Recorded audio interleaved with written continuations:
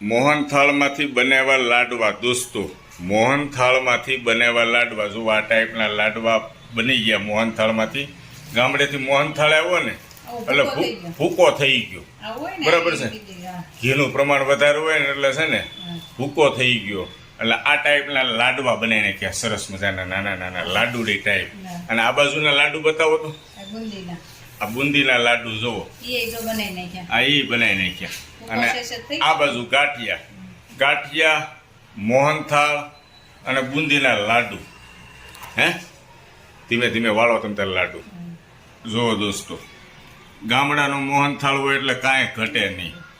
આ જોઈને કોઈ ન લાગે આ મોહનથાળ છે, લાગે કારીગર તમે કેવું પડે હો. પણ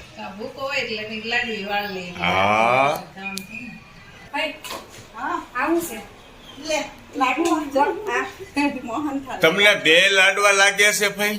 બે લાડવા નથી, આ કારીગરી કરી છે. આ છે મોહનથાળ અને આ લાડુ છે. અને આ કારીગરી કરનાર કોણ છે? કારીગરી કોને કરી છે? પેલા લે